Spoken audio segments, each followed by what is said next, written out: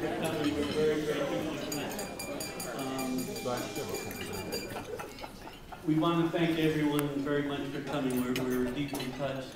We have, when you get married at our age, you know people from many different aspects of your life, and it's really heartening to see people, from college, grad school, from when we were kids, from family that we haven't seen for a long time, and it's particularly gratifying that you're all here, and I really appreciate it.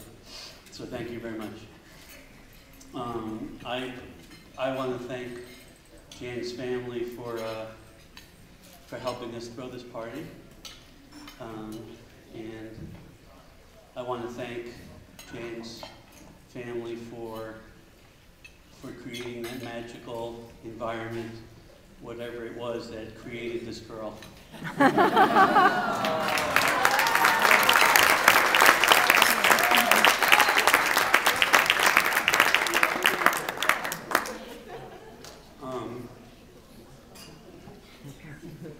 My parents are not here with us in body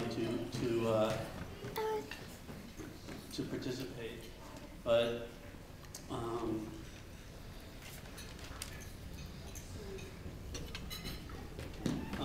I want to thank my Uncle Joe for representing them. As I said before, he was my mother's cousin and my father's best friend, and he was responsible for them meeting when they met in Europe, but they got together here after the war, and I really want to thank Uncle Joe. Uncle Joe, you want to stand up? Thank you so much.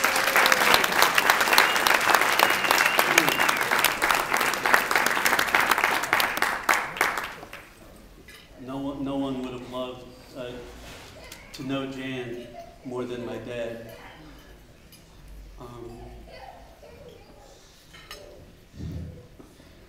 As you may have seen, my brother and I get a little sensitive at these occasions, and we used to make fun of my dad for crying. I think when we were younger, we wouldn't cry at these events, but I guess we've taken on some of his characteristics. My dad was a draftsman, a survivor of the Holocaust. He was not one who took worldly possessions as very important things. When my dad, after my mom passed away, and my dad married Evelyn, they split up the apartment possessions, and my brother had the prized possession because he got the potato masher. That was like the most important possession we had. And to this day, I'm still a bit jealous that he's got it.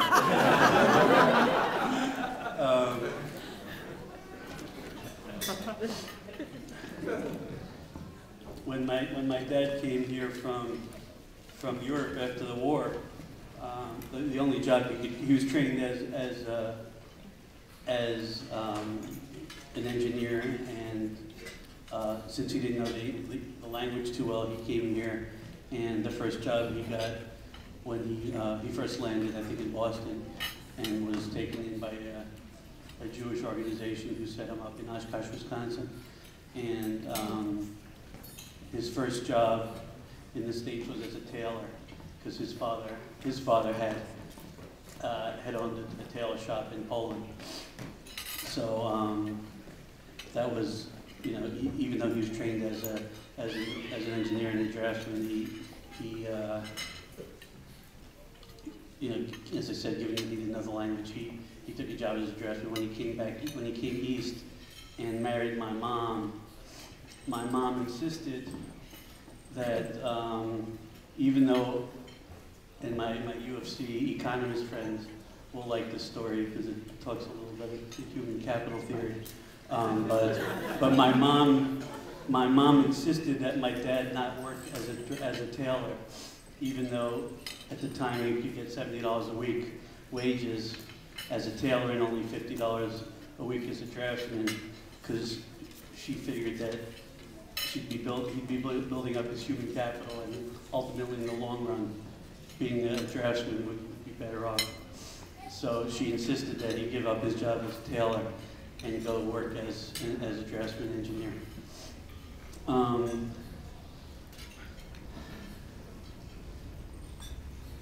My dad always carried in his pocket a pocket protector, and in it he had some pens. And he had one pen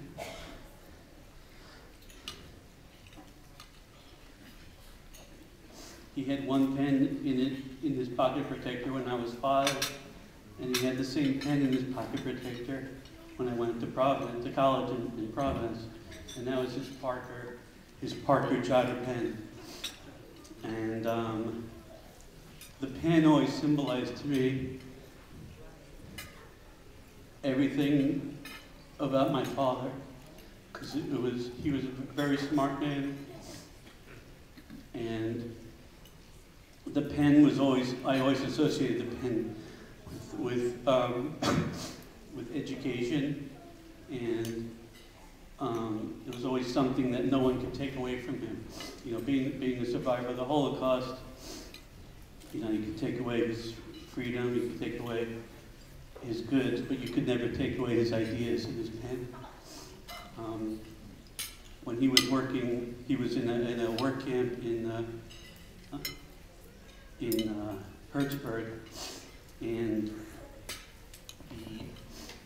he was carrying some wood ties, some railroad ties, and one day a railroad tie slipped on his foot, and I think he broke his foot. His foot was all swollen, and he went to the infirmary there, and in a work camp under Nazi Germany, an injury like my father had would have meant certain death. But the pen saved him. A doctor in the infirmary asked if anybody could be a scribe who could keep records, who could keep German records in German of all the patients coming and going. And my father had picked up German, just being educated. He went for a couple of years in the Polytechnic in Germany, but he also learned some German just from the Gestapo. So he volunteered to be the scribe in German, and that saved him and saved his father. Saved his father in a camp called Hertzburg. So to me, I wanted to give all of you a gift from my father that most represented him.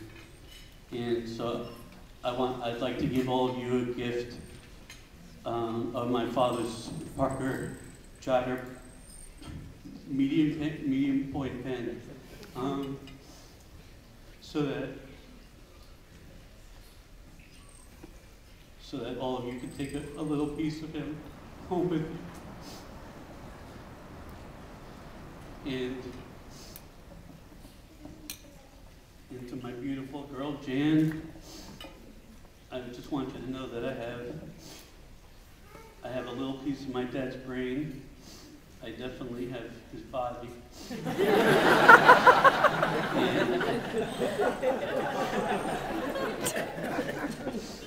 And with his pen, and with all the love from all the people here, we're gonna do just fine, okay?